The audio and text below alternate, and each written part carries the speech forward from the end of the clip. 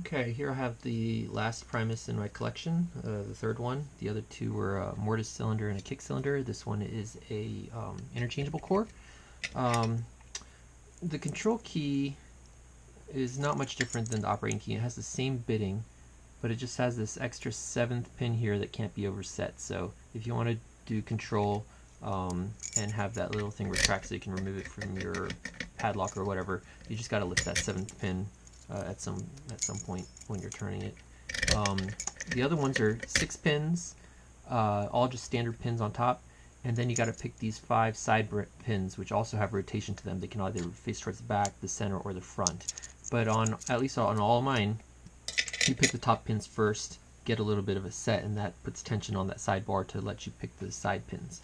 So it's a 2-step process, so it makes it a lot easier. You don't have to go back and forth. In any case, we'll go ahead and pick. I was having a terrible time picking this one clockwise. It's really hard for me to get the top pins clockwise, but really easy for me to get the side pins. And counterclockwise, the top pins are really easy, but the side pins are a little bit trickier. I don't know why, because it should be the same pressure on the side pins. The top pins makes sense because different bind orders and things like that. Anyways, we'll get started with 4. Get a click out of 4. I'm stuck. We'll go to 6. No. Maybe click out of 4. 4. Let's try 3. No. What's going on? 5.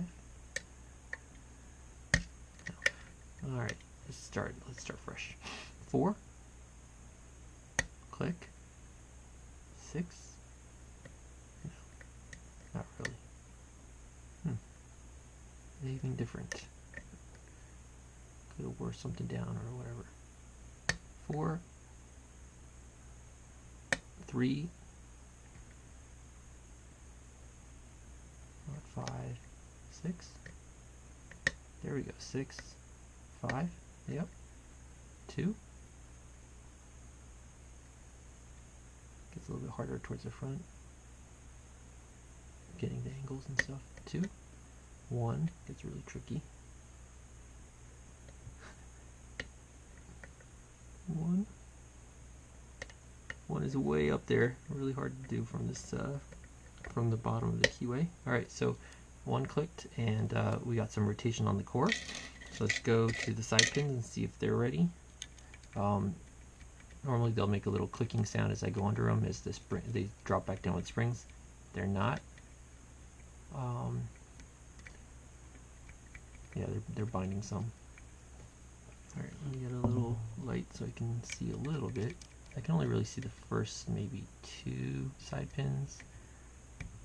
Okay, I felt number 2 felt like it dropped into a gate. And there should be no false gates on these, so it's just either in the gate or it's not. Let's see. It's hard for me to get under 4 and 5 with some reason. I'm not sure what it is. 4. Not feeling much from 4. 5.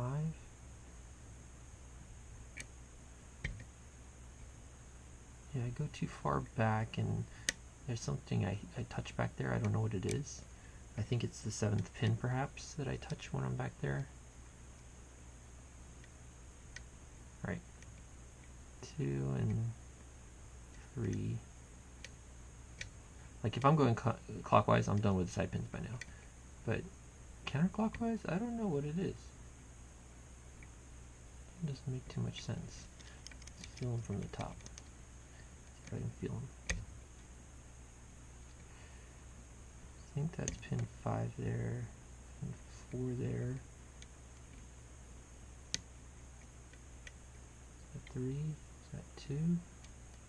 And 1. Okay, so I got the count at least, right? 1. I'll move the light a little. Let's see, maybe bring it around this side.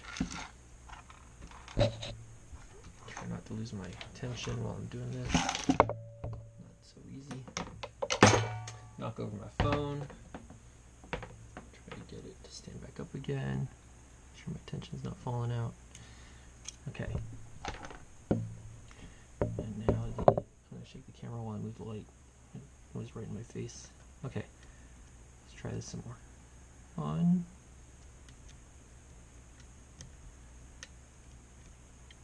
3.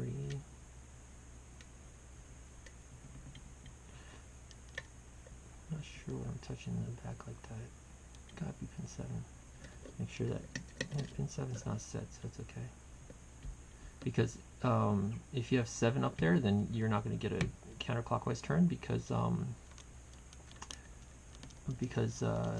control only turns clockwise. So let's see. Don't know why the side pins are tricky this way. It makes no sense.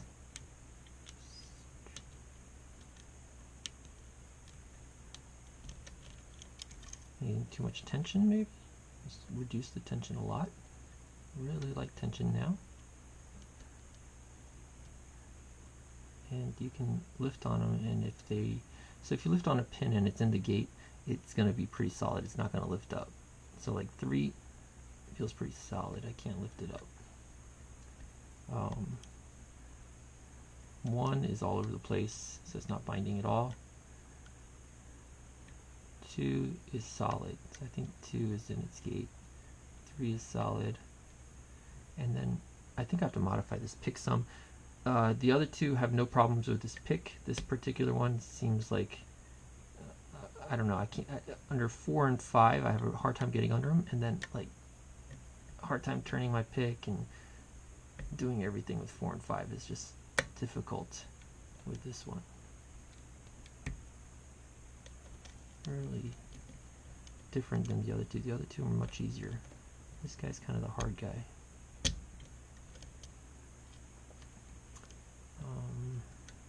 Right, back to 1. Let's see if he's where is he? I can't even see him.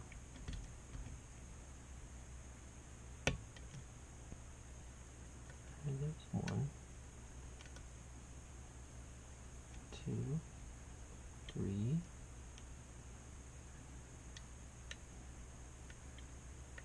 Might pass 4. 4, I think.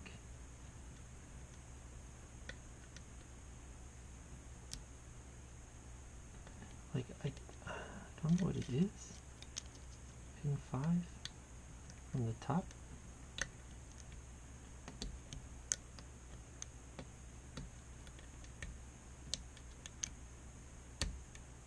Five, 4, no, I don't know. Like, I can't even feel which direction they're pointing in. It's 4 and 5 only. 2 I can feel. 2 is pointing towards me, and it feels like it's in the gate, so I think towards me is right. 4 I can feel. I mean 3, sorry, I can feel. It doesn't lift, and it feels like it's pointing away from me. So 2 and 3 feel like they're set. Then I try to get. Let's start from the beginning. 1, 2, 3. I got under 4, and then something I get stuck trying to get under 5. Why? Why do I get stuck trying to go under 5? And then I'm afraid I'm lifting some other ones too high when I turn like this. Check from the top again.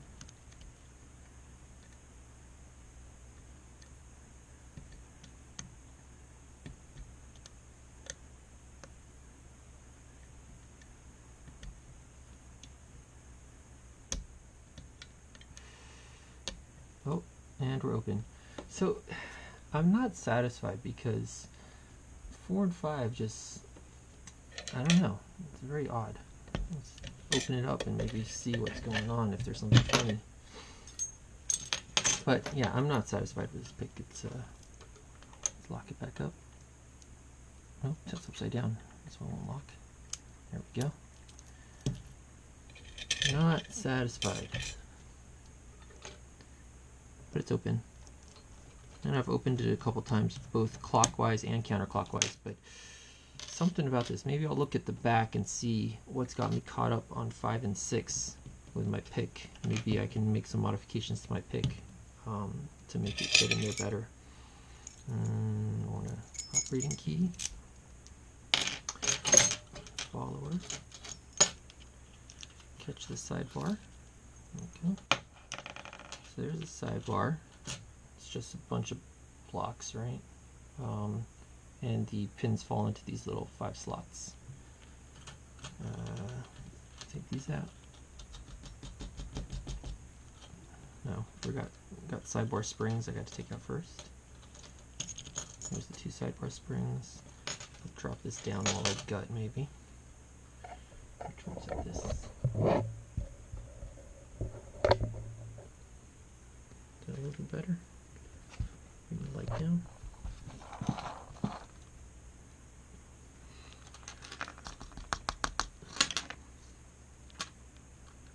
Now there's a, oh, the 7th pin. That's the 7th pin there. Comes out of that little hole there. And I'll show you how that works in a bit. We'll take the sidebar pins out first. There's 5.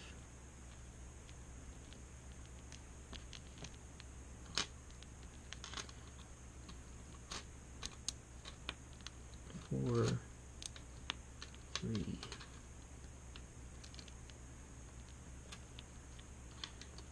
I'll make them pretty after 2 and 1. Okay. And now maybe these will come out easier. 5, 4, 3.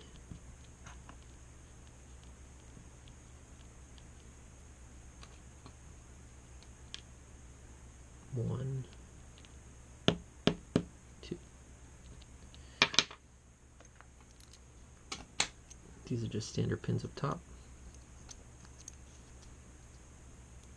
1. And all the springs are the same, so I'm just going to dump them at the end. 3, 4.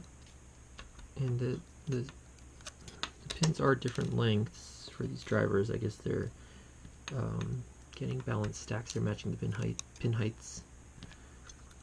Okay, and this is the 7th pin here. It just so this little guy here is the bar that will hold it in the padlock or whatever you have, and this little pin here will push down on a little blocking spring and allow this to be retracted. So what you'll do is you'll lift this last pin, which will push this up, unlock that, and then when you turn it, it's gonna slide the thing in. So you gotta both push this down like that, and you gotta turn it to get that thing to go in. And that just pokes up through this little 7th hole here. And the reason this is on a ring is because if you're at operating, you want to be able to turn your plug without this turning, because the plug is going, oh, that's stupid. I'm going to mangle some springs that way. Put these out here. What's going to happen is that when you have that core there, you want the core to be able to turn without moving the 7th pin, and when you lift that thing up, this 7th pin needs to move that part. Nothing special in the core as far as countermilling or anything like that, and probably not the prettiest presentation here, but I've already showed a few or a couple Primus before this. So there's what we got for the pins. If you want to see how the side pins work, you can watch one of the other 2 videos as well. So, Schlage Primus. Alright, thanks.